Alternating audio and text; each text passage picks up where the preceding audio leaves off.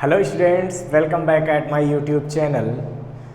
Students, आज हम लोग Coulomb's law in vector form पढ़ने वाले हैं। ठीक है, मीन्स जो कूलॉम्स लॉ हमने पढ़ रखा है उसके वेक्टर फॉर्म को आज हम लोग समझेंगे और उसको हम देखेंगे। बच्चों, कूलॉम्स लॉ क्या बताता है? तो ये तो आपको पता है कि कूलॉम्स लॉ ये बताता है कि दो सेम नेचर के चार्ज, मीन्स अगर दो चार्ज सेम नेचर के हैं, चाहे वो दोनों पॉजिटिव हों या वो दोनों चार्ज निगेटिव हों, ठीक है, वो दोनों चार्ज एक दूसरे को रिपेल करते हैं। तो सेम नेचर के चार्ज में हमेशा बच्चों क्या होता है? रिपल्सन होता है। ठीक है, इनमें हमेशा रिपल्सन होता है।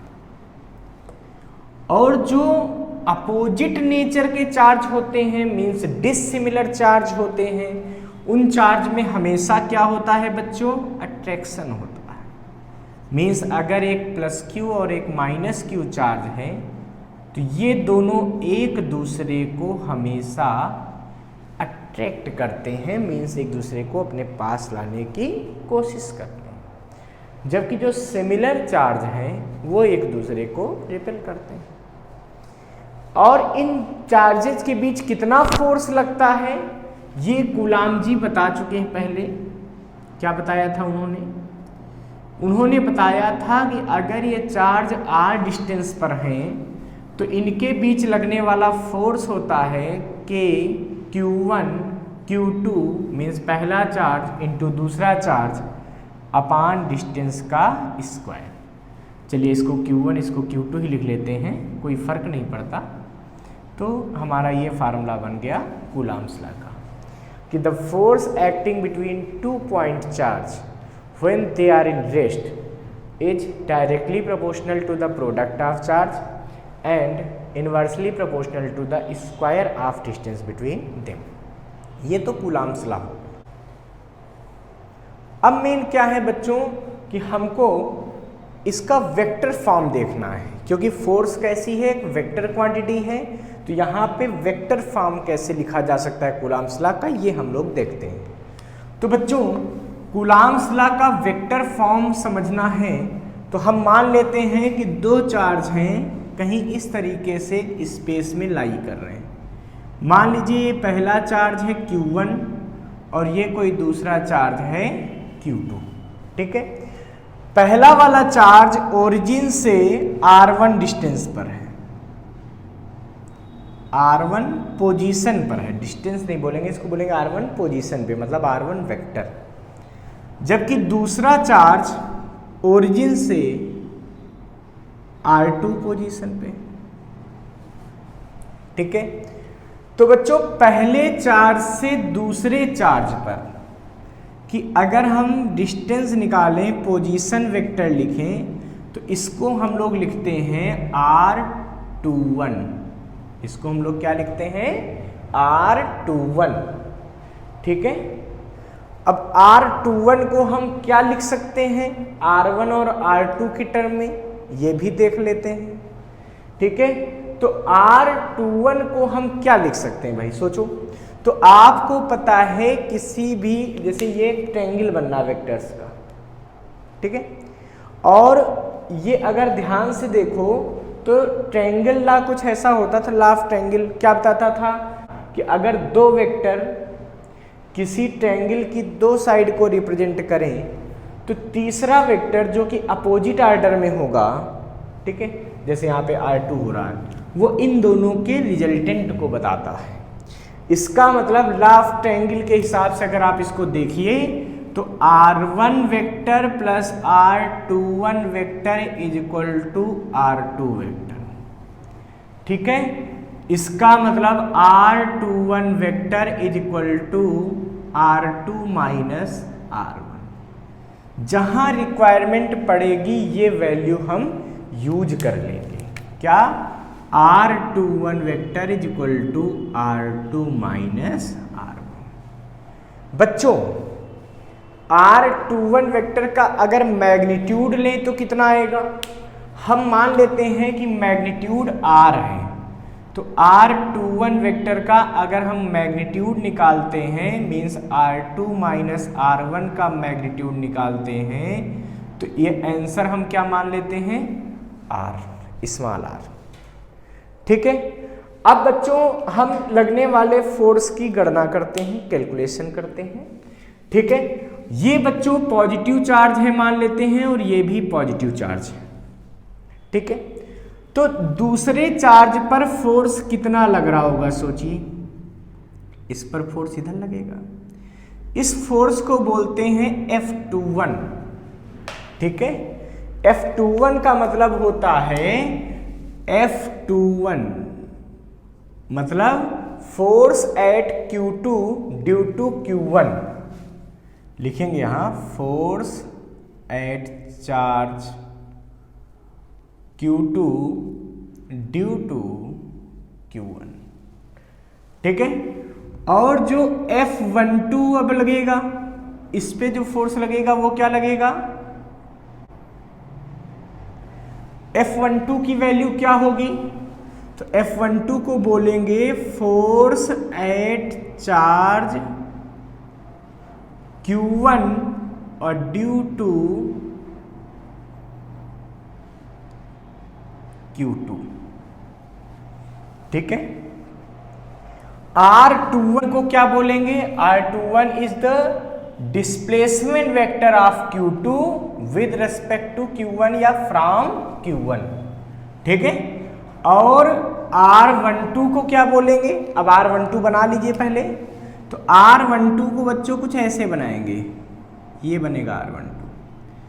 ठीक है। R12 इसको बोलेंगे displacement vector of 1 means Q1 from Q2। ठीक है। राज की बात यह है बच्चों कि जो R21 है, ठीक है, इसकी वैल्यू जो आएगी, मैग्नीट्यूड जो आएगा वो R12 के इक्वल आएगा। ये किसके बराबर होगा, R के। ठीक है।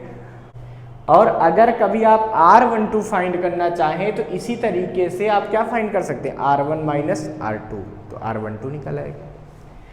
तो ये बात आपको क्लियर हो गई। ठीक है कि R21 equal to R12 equal to R। देखिए बहुत कंफ्यूजिंग लगता है बच्चों को ये, बट इसमें कुछ खास नहीं है। अब बच्चों अगर मैं F12 निकालने की कोशिश करता हूं या F21 निकालने, चलिए मैं F12 निकालने की कोशिश करता हूं। ठीक है। तो F12 कितना आएगा सोचिए बच्चों, अगर हम वेक्टर फॉर्म में लिखना चाहें कूलॉम्स लॉ को, तो क्या फार्मूला होता है K Q1 Q2 अपान R स्क्वायर। यहां पर बच्चों K क्या है, K की वैल्यू 1/4πε0 एयर के लिए होती है और इसकी वैल्यू फिक्स होती है 9 × 10⁹ newton metre square per coulomb square.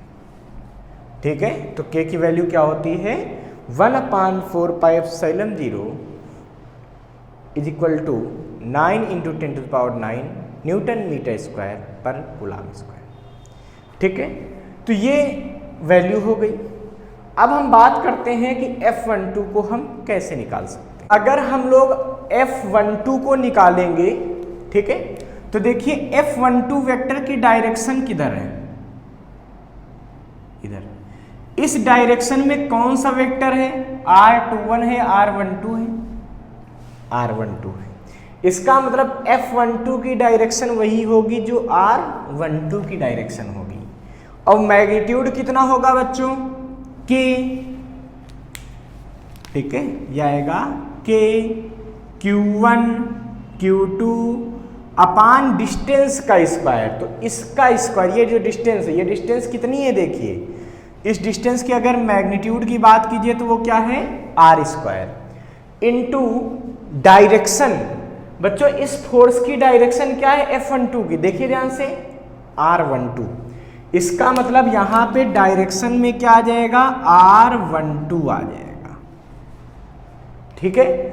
अब बच्चों अगर आप ध्यान दीजिए, आप R12 को कैसे लिख सकते हैं, तो R12 का यूनिट वेक्टर जो है, भाई किसी भी फोर्स की जब डायरेक्शन लेनी थी तो हमको ये डायरेक्शन केवल चाहिए थी।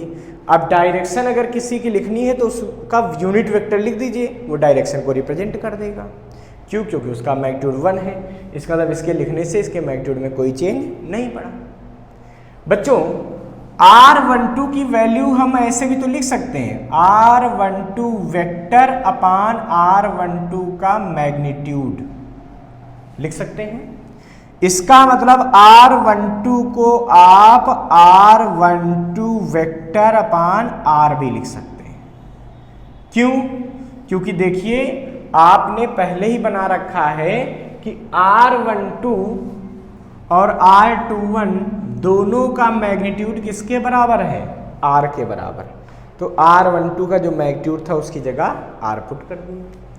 तो बच्चों ये चीज क्या बनेगी? अब यहां पे देखिए ये बनेगा F12 इज इक्वल टू के Q1 Q2 अपान R स्क्वायर R12 वेक्टर अपान R।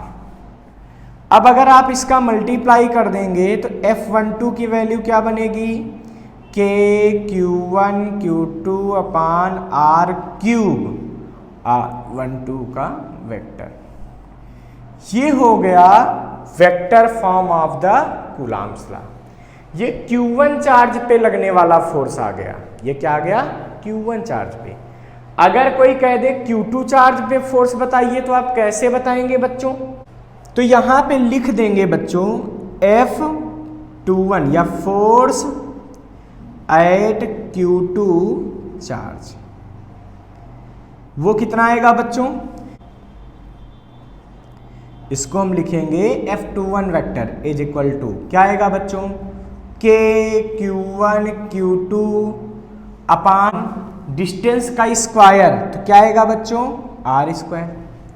और डायरेक्शन, तो डायरेक्शन अब क्या होगी? F21 की डायरेक्शन क्या होगी? देखिए जरा, F21 और डायरेक्शन किसकी आएगी? R21 की डायरेक्शन आएगी। देखिए R21 और F21 की डायरेक्शन क्या है? सेम। और R12 और F12 की डायरेक्शन क्या थी? सेम थी। इसका मतलब यहाँ पे F21 की जो डायरेक्शन आएगी वो किसकी डायरेक्शन आएगी? R21 की डायरेक्शन आएगी। तो R21 की डायरेक्शन लेनी मतलब इसका यूनिट वेक्टर हम लिख लेंगे। ठीक है, इसका मतलब हम अगर चाहें तो इस फोर्स को हम ऐसे भी लिख सकते हैं। कैसे? F21 इज इक्वल टू के Q1 Q2 अपान R क्यूब इंटू R21। ये कैसे आया? तो आपको पता है ना कि जैसे R12 बराबर होता है, R12 का यूनिट वेक्टर बराबर होता है R12 अपान R, वैसे ही R21 का यूनिट वेक्टर किसके बराबर हो जाएगा? R21 वेक्टर अपान R। तो R में मल्टीप्लाई, यानी कि ये आंसर हमारा बन गया। ठीक है, अगर बच्चों इस फोर्स को मैं इक्वेशन 1 डाल दूं, इस फोर्स को मैं इक्वेशन 2 डाल दूं, तो हम एक चीज और वेक्टर में समझ सकते हैं कि R21 और R12 एक दूसरे के अपोजिट वेक्टर्स हैं। दोनों का मैग्नीट्यूड क्या है? सेम, बस दोनों की डायरेक्शन क्या है? अपोजिट। इसका मतलब ये हुआ कि R21 वेक्टर को R12 लिखा जा सकता है, बस डायरेक्शन अपोजिट हो जाएगी। उस डायरेक्शन के अपोजिट होने के लिए negative sign, means R21 is equal to minus R12। तो यहां पे R21 की जगह में माइनस R12 पुट कर सकता हूं। ठीक है, मीन्स F21 की वैल्यू क्या आ सकती है बच्चों?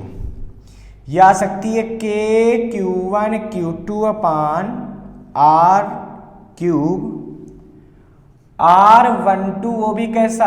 माइनस में। बच्चों ये माइनस आप बाहर लगा सकते हैं, means F21 is equal to के Q1 Q2 अपान R क्यूब R12। ठीक है, अब आप ध्यान दीजिए के Q1 Q2 अपान R क्यूब R12 ये किसकी वैल्यू है? ये F12 की वैल्यू है। तो ये माइनस साइन लगा रहेगा, बाकी सब वैल्यू किसके बराबर हो गई? F12 की। यानी कि यहां से एक चीज आ रही है कि F21 जो वेक्टर होता है माइनस F12 के बराबर होता है। इसका मतलब हम कह सकते हैं कि ये क्या दिखा हमको, ये हमको न्यूटन्स थर्ड लॉ दिखा, action reaction, every action have equal and opposite reaction. तो क्या है कि ये इस पे जितना फोर्स लगाएगा उतना ही ये इस पे भी फोर्स लगाता है। इसका मतलब ये न्यूटन्स थर्ड लॉ प्रूव हो गया। किससे प्रूव हुआ? कूलाम्स लॉ की हेल्प से। ठीक है, तो अगर कभी कोई कह दे कि prove Newton's third law with the help of coulombs law, तो भी आप इसको ऐसे सॉल्व कर सकते हैं। तो बच्चों ये वेक्टर फॉर्म हो गया कूलाम्स लॉ का। अगर ये वैल्यू पुट करके बनाना है तब भी आप बना सकते हैं। कैसे बना सकते हैं? कहीं भी रख दीजिए, R21 की जगह ये पुट कर दें तो एक फार्मूला हमारे पास और बन सकता है, जो आपको आवश्यकता पड़ने पे आप इसका यूज करेंगे, वैसे जनरली यूज नहीं होता है। Is equal to KQ1 Q2 upon R3। तो देखिए मैग्नीट्यूड क्या था? R2 माइनस R1 का cube into R2 minus R1। ठीक है, तो ये भी कूलाम्स लॉ का वेक्टर फॉर्म है जो कई बुक्स में देखने को मिलता है। इसका यूज करके न्यूमेरिकल्स बहुत आसानी से निकाले जा सकते हैं वेक्टर फॉर्म के। ठीक है, और अगर अब आप चाहें तो F12 को भी ऐसे निकाल सकते हैं। क्या आएगा? KQ1 Q2 अपान, इसको देखेंगे तो क्या आएगा? R1 माइनस R2 का मैग्नीट्यूड का क्यूब और R1 vector minus R2 vector. तो इसको भी हम इस फॉर्म में लिख सकते हैं। ठीक है, तो ये भी vector form of the coulombs law होता है। चलिए इसका स्क्रीनशॉट ले लीजिए। अब हम लोग यहाँ पे principle of superposition for the force acting at a charge लगाएंगे। इसका मतलब ये हुआ किसी एक चार्ज पे बहुत सारे चार्ज जब फोर्स लगाते हैं तो वो वेक्टर फॉर्म से कैसे कैलकुलेट कर सकते हैं, इस पे हम लोग डिस्कस करेंगे।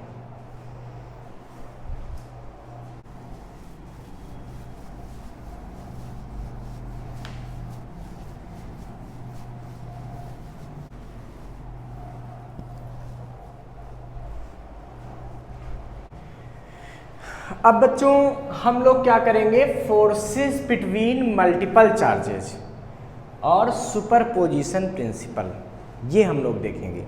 मतलब अभी तक क्या हो रहा था बच्चों? केवल दो चार्ज होते थे, उन पे लगने वाला फोर्स फाइंड करते थे। अब हम क्या कर देते हैं कि मान लेते हैं कि बहुत सारे चार्ज है, जैसे कि चार्ज मान लीजिए Q1 है। ठीक है, एक चार्ज इसके पास पहले तो Q2 केवल मान लीजिए रखा हुआ था।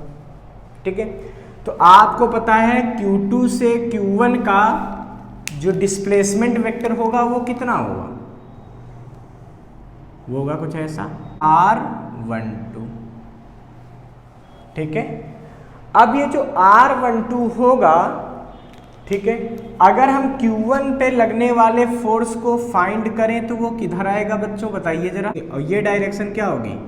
ये होगी F12। ये फोर्स कौन सा लगेगा? F12, मतलब force at charge 1 due to 2। अगर इसकी वैल्यू लेनी हो तो F12 की वैल्यू कितनी आएगी सोचिए? तो ये वैल्यू आएगी बच्चों KQ1 Q2 अपान डिस्टेंस का स्क्वायर। तो R12 का जो मैग्नीट्यूड है, ठीक है, R12 का जो मैग्नीट्यूड है इसको हम किसके बराबर लिखते हैं? R12 का मॉड। ठीक है, और इसको हम लिख सकते हैं R12, मतलब नॉर्मल वार R12 क्या है? Magnitude of R12। ठीक है, R12 क्या है? पोजीशन डिस्प्लेसमेंट वेक्टर है, और ये नॉर्मल R12 क्या है? ये उसका मैग्नीट्यूड है। तो R12 वेक्टर क्या है? तो यहाँ पे R12 वेक्टर क्या है? ये डिस्प्लेसमेंट वेक्टर है of charge Q1 from Q2। और R12 नॉर्मल क्या है? ये मैग्नीट्यूड है, मतलब ये डिस्टेंस है, ये लेंथ है किसकी, Q2 से Q1 की। कहने का सेंस ये हुआ कि ये आएगा के Q1 Q2 अपान डिस्टेंस। अब डिस्टेंस क्या होगी, ये R12 का होल स्क्वायर और इनटू डायरेक्शन, तो ये डायरेक्शन किधर है बच्चों, R12 की डायरेक्शन में है, मीन्स ये R12 आ जाएगा। ठीक है, अब बात ये आती है कि ये तो दो चार्ज थे तो लगने वाला फोर्स था। अब मान लीजिए कि कोई तीसरा चार्ज यहां आ गया Q3, ठीक है, और इस चार्ज से पहले चार्ज का पोजीशन वेक्टर जो है वो कितना है, तो इस चार्ज से पहले चार्ज का जो पोजीशन वेक्टर है वो मान लीजिए कितना है, ये R13 है। 3 से 1 का जो पोजीशन वेक्टर है वो क्या है, R13। अब बच्चों इस पे लगने वाला फोर्स किधर होगा, इस चार्ज की वजह से, सिंपल सी बात है, अगर ये भी प्लस है, ये भी प्लस था, ये भी प्लस है, तो ये क्या लगेगा, आउटवर्ड पल्सन करेगा, मीन्स इधर लगेगा F13। तो पहले तो आपको ये समझना चाहिए कि तीसरे चार्ज के आ जाने से पहले दोनों चार्जेज के बीच लगने वाले फोर्स में कोई चेंज नहीं आया, मतलब F12 जो है वो वही रहेगा। तो ये बहुत विशेष बात आपको ध्यान रखनी है कि चाहे जितने और चार्ज आ जाए, बट दो चार्जेज के बीच जो भी फोर्स लगता है वो तीसरे या चौथे या पांचवे के आने से चेंज नहीं होता। हाँ, किसी चार्ज पर लगने वाला नेट फोर्स तो चेंज हो जाएगा, बट दो पर्टिकुलर चार्ज के बीच अगर जितना फोर्स लग रहा है वो वही रहेगा, F12 ही रहेगा, चाहे यहाँ 10 तो चार्ज और आ जाए, इनके बीच लगने वाला फोर्स यही रहेगा। समझ रहे हैं, मतलब दो चार्जेज के बीच लगने वाला फोर्स अदर चार्जेज की प्रेजेंस से डिपेंड नहीं करता। तो बच्चों अगर हम यहाँ पे F13 भी फाइंड कर लें तो कितना निकलेगा भाई, 3 की वजह से 1 पर लगने वाला फोर्स कितना होगा, F13, तो ये कितना निकलेगा, ये निकलेगा के Q1 Q2 अपान R13 का स्क्वायर, R13 का यूनिट वेक्टर। डायरेक्शन कौन सी होगी, ये डायरेक्शन, तो इसका डायरेक्शन लेनी थी तो उसका क्या किया, यूनिट वेक्टर ले लिया। ये R13 क्या हो गया, R13 वेक्टर का मैग्नीट्यूड हो गया। ठीक है बच्चों, अब अगर हम यहाँ पे मान लें कोई ऐसा यहाँ पे Q4 चार्ज है, ठीक है, तो इस Q4 चार्ज के लिए पोजीशन वेक्टर किधर जाएगा, जरा सोचिए, 1 का, ये कुछ ऐसा बनेगा, और इस पर जो फोर्स लगेगा वो कहाँ लगेगा, इधर लगेगा। कितना होगा बच्चों, F14 वेक्टर। ठीक है, तो फोर्थ चार्ज की वजह से 1 चार्ज पे लगने वाला फोर्स कितना हो गया, F14 हो गया।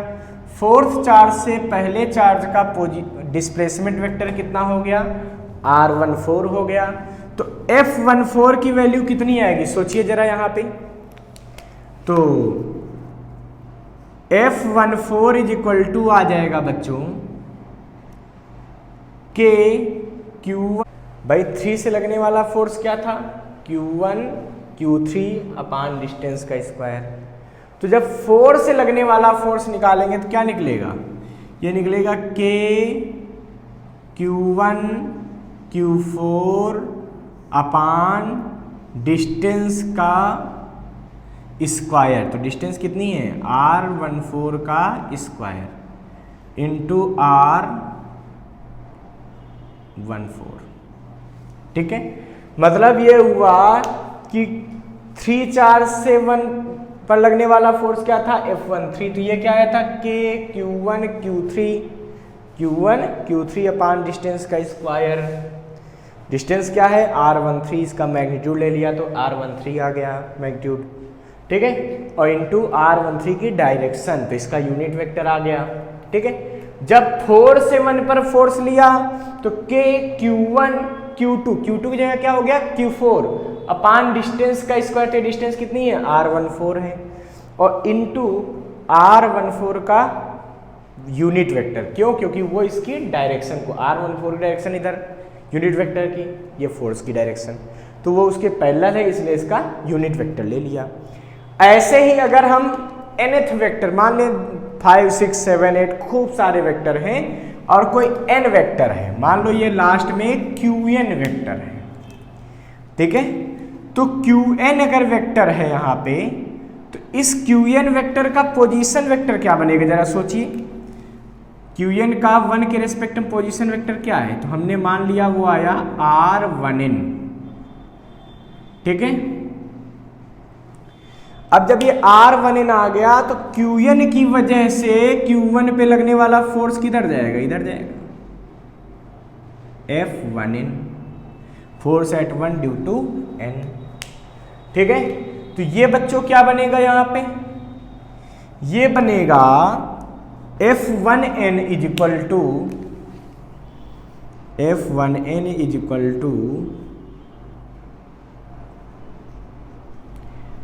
K Q1 Qn upon R1n का होल स्क्वायर, R1n का यूनिट वेक्टर, ठीक है। अब बच्चों, अब प्रिंसिपल ऑफ सुपरपोजिशन बच्चों क्या बताता है। If a system contains a number of interacting charges, then the net force on any one charge due to other charge is vector sum of all forces exerted on it by all other charges. The individual forces are unaffected due to the presence of other charges. अच्छा, तो principle of superposition ये बताता है कि अगर एक कोई charge है, इस पर बहुत सारे चार्ज हैं, सब फोर्स लगा रहे हैं, तो इस चार्ज पर लगने वाला नेट फोर्स सभी फोर्सेस के वेक्टर सम के बराबर होता है, और इनके बीच लगने वाला जो इंडिविजुअल फोर्स, मतलब इसके बीच जो लगना है वही लगेगा, उसको तीसरे और अदर के प्रेजेंस से कोई फर्क नहीं पड़ता।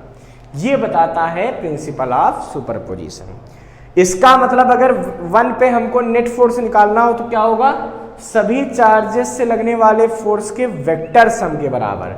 इसका मतलब ये आ जाएगा बच्चों F1, मतलब पहले चार्ज पे नेट फोर्स कितना आएगा, F12 plus F13, force at 1 due to 2, force at 1 due to 3, plus F14, force at 1 due to 4, plus dot dot dot plus F1n। क्यों? प्रिंसिपल ऑफ सुपरपोजिशन ये बता रहा है कि किसी चार्ज पे लगने वाला नेट फोर्स सभी चार्जेज से लगने वाले फोर्स के वेक्टर सम के बराबर होता है। सबका वेक्टर सम हमने कर दिया, means F1 vector is equal to कितना आएगा बच्चों, K Q1 Q2 अपान R12 स्क्वायर, R12 का unit vector, plus K Q1 Q3 अपान R13 स्क्वायर, R13 का unit vector, plus K Q1 Q4 अपान R14 का स्क्वायर, R14 का unit vector, plus dot dot dot dot plus K Q1 Qn, देखिए F1n की value, अपान R1n का square, R1n का unit vector. अगर बच्चों मैं यहां से F1 की वैल्यू फाइंड करूं तो मुझे क्या मिलेगा, तो K Q1 कॉमन आ जाएगा। क्या बचेगा हमारे पास, ये बचेगा देखो Q2 अपान R12 का स्क्वायर, R12 का यूनिट वेक्टर, प्लस Q3 अपान R13 स्क्वायर, R13 का यूनिट वेक्टर, प्लस Q4 अपान R14 का स्क्वायर, R14 का unit vector, plus Qn upon R1n का स्क्वायर, R1n का यूनिट वेक्टर। ये नेट फोर्स आ जाएगा एट फर्स्ट चार्ज। तो this is the net force. ठीक है बच्चों, अब आप इसका स्क्रीनशॉट ले लीजिए।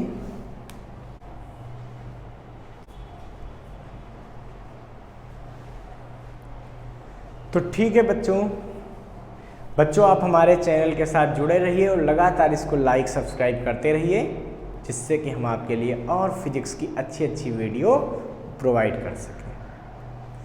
Thank you.